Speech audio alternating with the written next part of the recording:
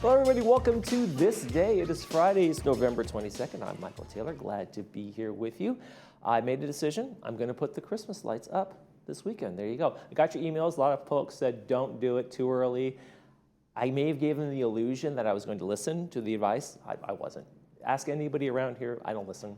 It's just a known fact. So there you go, I'm doing it this weekend. It's gonna be great. Christmas lights are going up. If it's too early, you know, I don't know what to tell you. I don't know what to tell you. File a complaint with the HOA. I'm doing it. All right. On our show today, though, more importantly than my personal things going on here, Dr. John Hoveniesen is going to be here. We're going to be talking about eye care and the importance of getting those exams early and often. And then later in the program, Sports Corner, Cole Young. Always got good football stuff going on and more. We'll be hearing from him a little later in the program. Right now, though, we want to get you dancing. Hey, let's go. Ballroom dance classes. They're going on at Clubhouse 5 on Fridays, 6:30 p.m. Price is $5. The American Ballet Dance Club offers group classes every Friday from 6:30 to 7:15 p.m. Dance instructor Carlos Negrete will teach the Foxtrot for beginners in December. Foxtrot.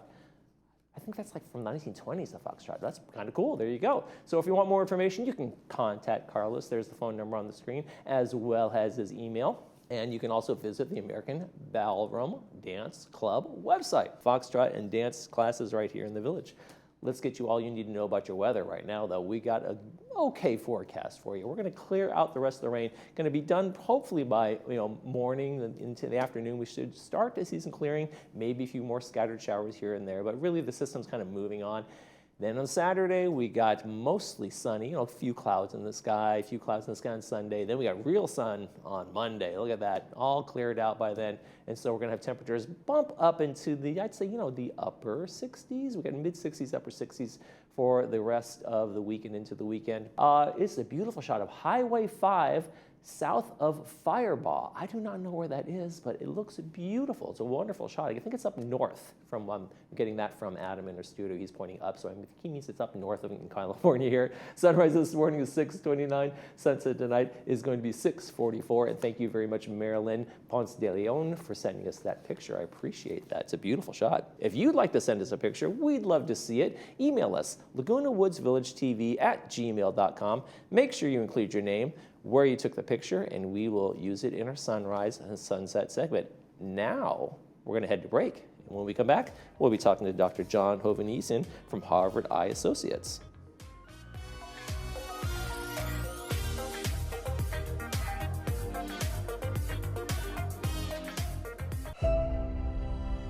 When it comes to life's most important medical challenges, where do you go? Welcome to the Hoag Institutes. Our patient-centered approach to care is rooted in clinical excellence and guided by world-class teams. Unparalleled expertise, world-class care, all within the Hoag Institutes, right here in OC. O'Connor Mortuary has been healing hearts, inspiring trust, and comforting souls since 1898. As one of the oldest family-owned and operated mortuaries in California, we are proud to be a long-standing pillar in the community. Our unwavering commitment to providing support in a time of need is what sets us apart and allows us to build strong bonds with each family we serve. Thank you for choosing us for 125 years. Your eyes let you see the world, every smile, every sunset, every moment. At Harvard Eye Associates, our team of specialists is here to protect your vision. From cataracts and glaucoma to retina and cornea care, we offer the latest treatments with a compassionate touch. For over 50 years, you've trusted us with your eyes. We're honored to care for them for years to come. Harvard Eye Associates, the future of vision today.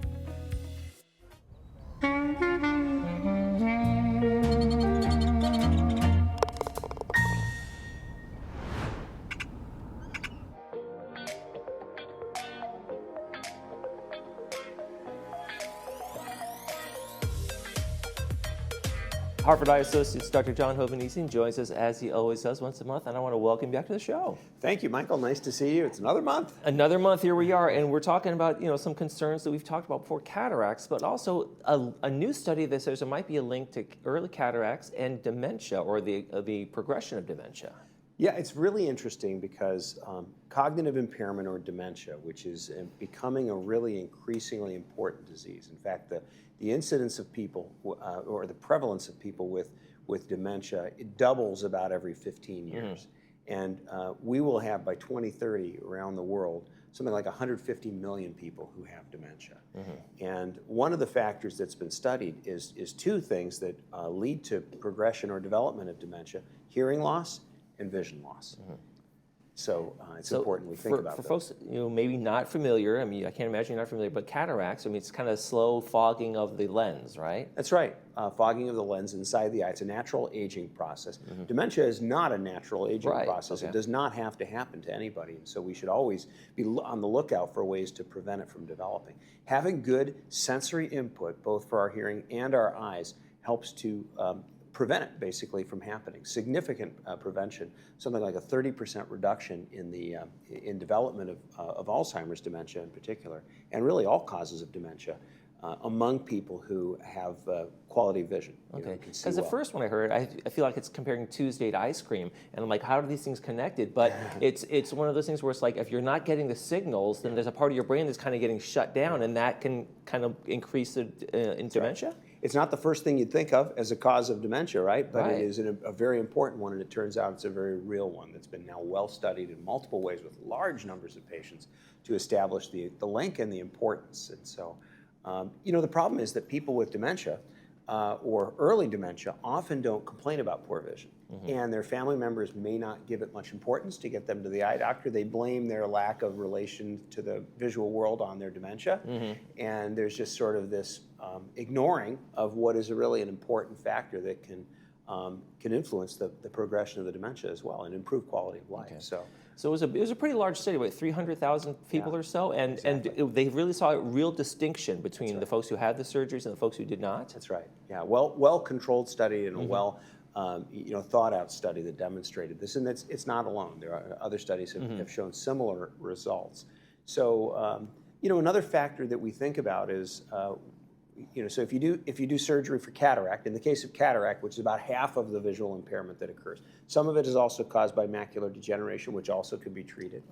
And really, any visual impairment can cause this. So really, the bottom line is you need to see your eye doctor. Right. And if you have a treatable form of reduced vision, treat it by all means. Now, that was going to lead to my next question. How soon, if you start seeing even the early signs of cataracts, is it time that let's just get this done now, or is that always been the recommendation, or does it kind of increase that? Cataract surgery has always been a procedure that we approach from a standpoint of, well, do you need it? Is it starting to affect your vision?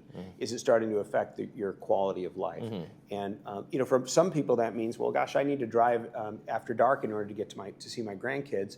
Well, if that's impaired, then it's time to do surgery. For other people, those with concern for dementia, it might be at a different stage where they're concerned about it. So, it's a very personal thing, and we talk with every patient about that to make a decision about when's the right time for cataract surgery.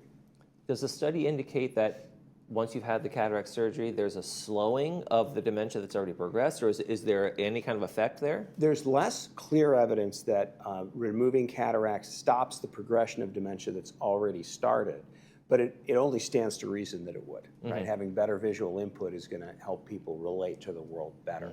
So it depends upon on the cause of the dementia and how severe it is when it begins, when cataract surgery is done, in the case of cataract surgery.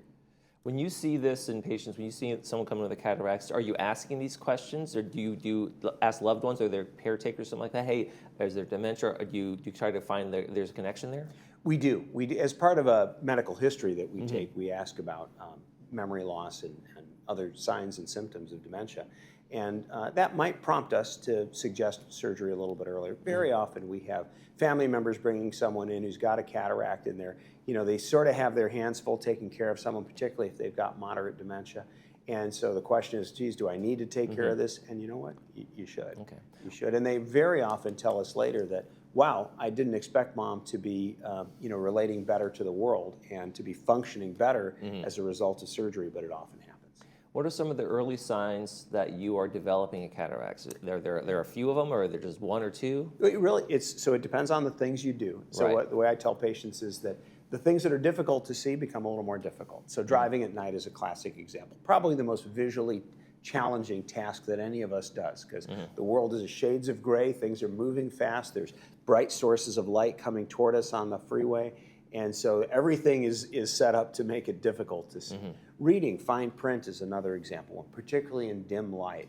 If you're having more difficulty reading, you need more light to do it. That's usually a sign of cataract. And really anything that visually, I just don't quite see it or feel as confident as I did in the past. Time to get in and have your eyes examined. Okay, and that clouding, like there's a clarity of vision that goes along with that, right? Do we see the clouding start at the edges, or does it kind of start all over in cataracts? It varies because there's different types of cataract. With some, people's vision on the eye chart is actually preserved very well, but you put them in a car with headlights coming toward them at night, forget about it. They really lose vision. And other people, some people are more sensitive to the visual impairment they get, other people just aren't so bothered by it. So it's very individual. And that's why the discussion is individual, the decision is individual. We never push people into surgery, but we always think about what are the benefits and where is it going to fit in. There's always risk to any procedure as well. I mean, anytime we take the step of doing surgery, we have to accept that there's some risks, that even if the patient does everything right, even if the doctor does everything right, things may not go the way we want. Fortunately, those are very rare. Cataract surgery is one of the most successful and safe procedures done because it's one of the most common procedures done. And let's take me through the steps of a cataract surgery. Let's say I've gotten to that point and I need it, and I even am a dementia risk, as we've been talking about here. How does that process begin? And you do both eyes at once, one at a time. How does the whole thing work? Great question. So when we do surgery, there's a little bit of testing in the office we do before going to surgery itself. Surgery is done in an outpatient facility. You're there about an hour, hour and a half for a procedure.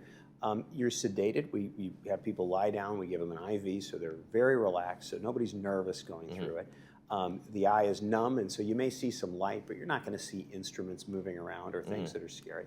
It's over with in about 10 minutes, and you're on your way home. Maybe a little scratchiness in the eye, but no pain, most people say, and they're back to most normal activities the next day. We ask you to wait a week on swinging a golf club or doing any sort of vigorous exercise, but you can walk, you can drive the next day, you can use a computer, you can shower. So there's not a lot of downtime.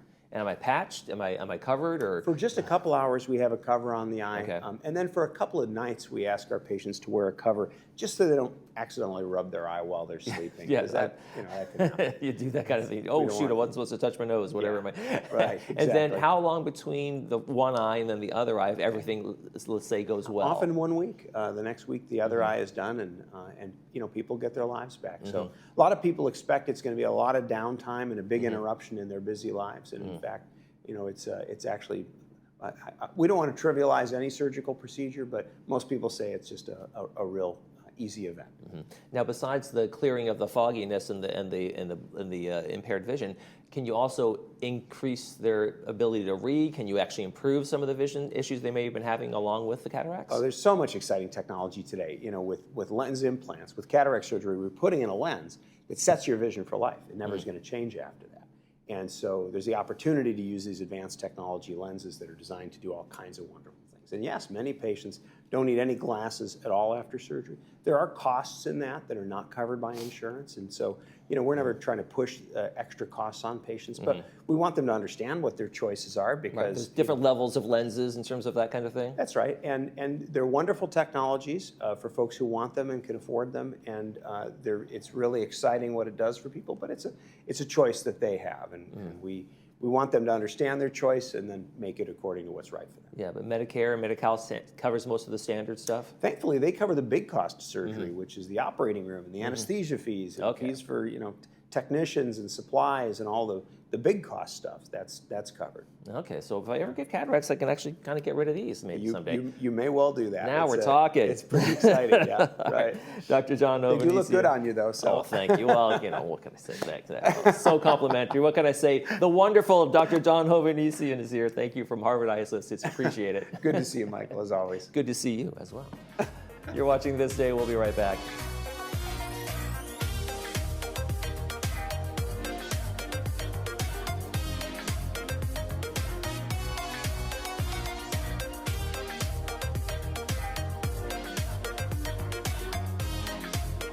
Welcome to Harvard Eye Associates. We're focused on your eye care at all 3 of our Orange County locations. Our new location in Laguna Hills, Orange, and San Clemente. Each facility features the latest in advanced technology and diagnostic equipment. And a trusted collection of doctors that care about your vision and your quality of life. We deliver what matters to you and your family. Harvard Eye Associates, the future of vision today. Hearing connects you back to life. Don't settle for being trapped in the isolation of poor hearing. Advanced Ear can help you hear friends, family, and caregivers. We provide one-on-one hearing programs that will amaze you with the quality of how much better you can hear. There's no cost to hear the improvement we deliver. You'll be able to hear better the minute you put these on. No buttons to push or technology to be afraid of. We deliver better hearing, guaranteed. Come in so we can connect you back to life. And remember, tell them Stuart sent you. For over 20 years, Orange County has taken its unwanted gold, jewelry, timepieces, sterling silver, and coins to the Jewelry Box estate buyers and always received top dollar. We are a full-service repair center, too, where you can rest assured our on-premises master jeweler will repair any jewelry in our state-of-the-art facility. Come see why for over 2 decades, Orange County has relied on the Jewelry Box estate buyers. At the Jewelry Box estate buyers, it's about trust. Visit us online at jewelryboxestatebuyers.com. Before Alignment Health, I actually felt like a burden on the doctors. We're booked. The next available appointment will be in 3 months. Before Alignment, my choices weren't many. I knew which doctors I wanted and they weren't available. Since joining Alignment Health, I no longer feel like a burden. They took care of me absolutely instantly. I had my life saved by choosing the right plan.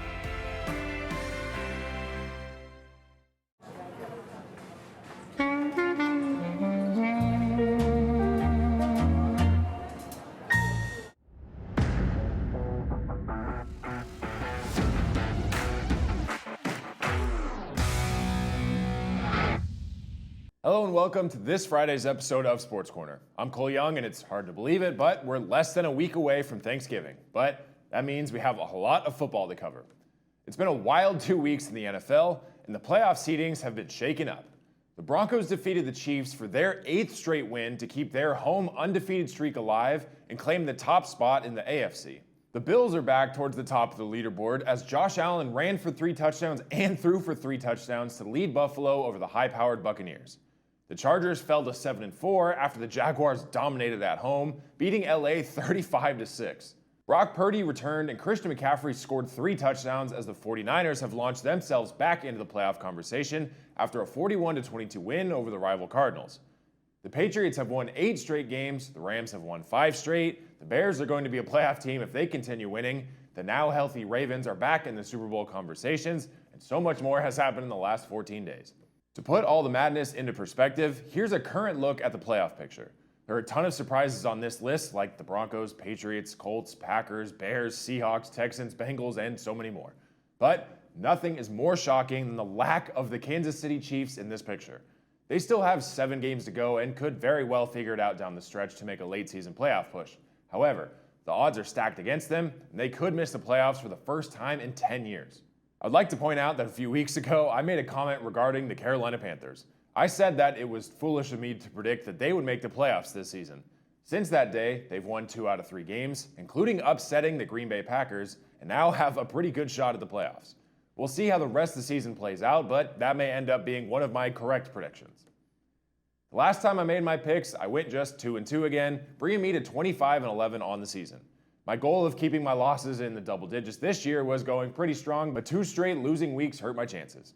Anyway, for Week 12, I'll go with the Seahawks over the Titans, Baltimore to beat the struggling Jets, the Patriots to make it 9 straight wins with a win over the Bengals, and my upset pick of the week, the Cleveland Browns to beat the Las Vegas Raiders. The college football season's coming to a close, but the playoff rankings haven't changed all that much over the past few weeks. Ohio State remains undefeated and are the all-around favorites to win another national title.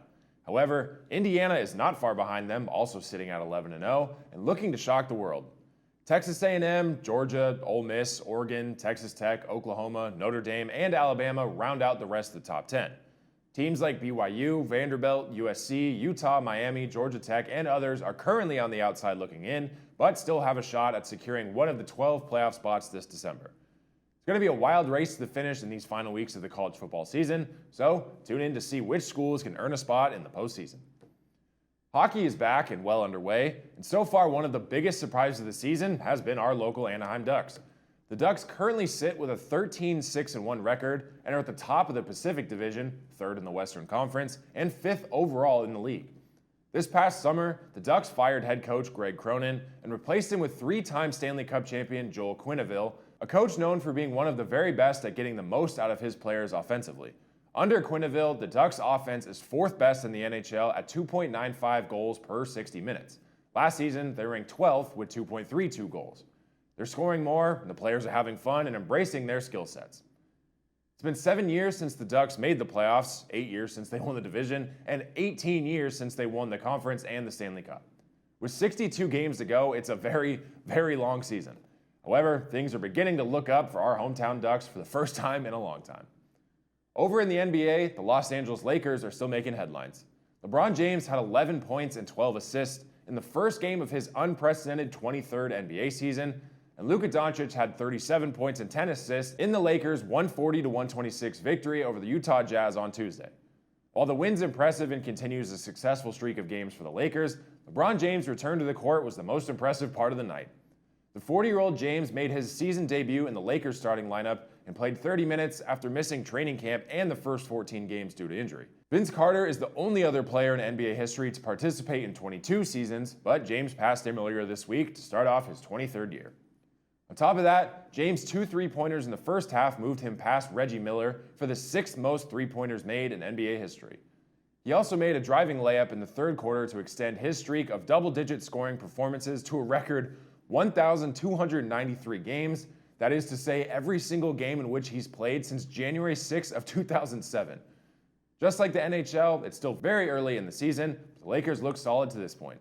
They're first in the division, fourth in the conference, and fifth team in the league at the moment. There are now only 3 races left in the Formula One season, and it seems the championship will come down to the wire.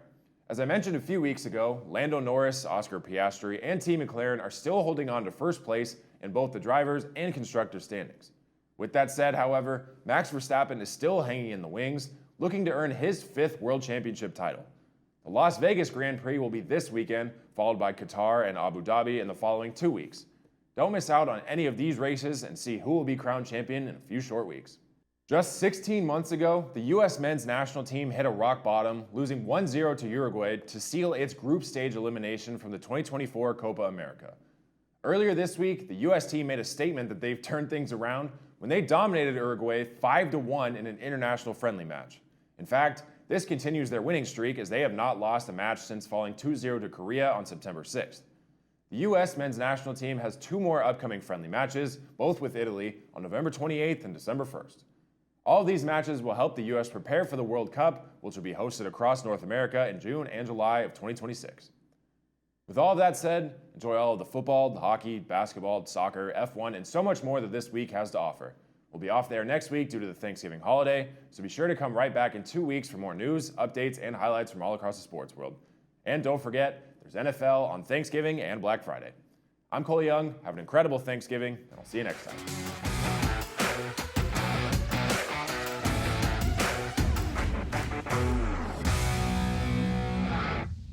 Caring Senior Service provides a variety of care services to help seniors age in place.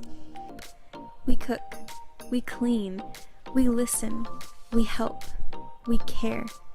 And that's why we create customized care plans to enable every senior to maintain their independence. To learn more about how we can help your family, contact us today.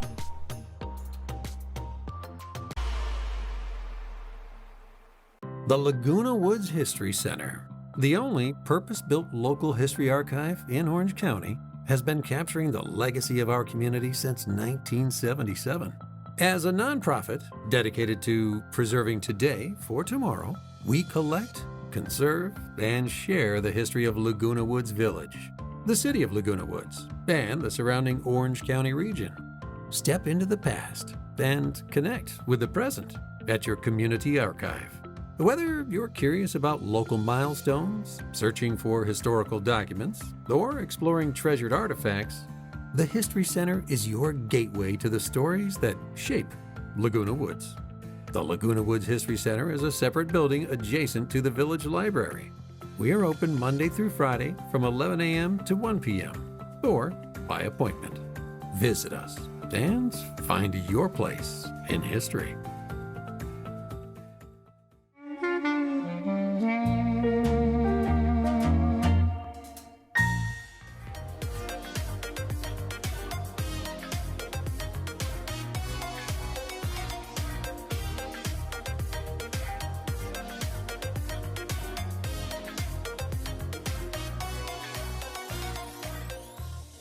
And welcome back. Let's talk movies, and we got lots of them to talk about. Let's start with Friday's movie. It is a good one, Age of Innocence. It's a classic with Michelle Pfeiffer and Daniel Day-Lewis. It is brought to us by Hoag Orthopedic Institute. It's going to be at 2 p.m. with the subtitles and 6 p.m. without the subtitles.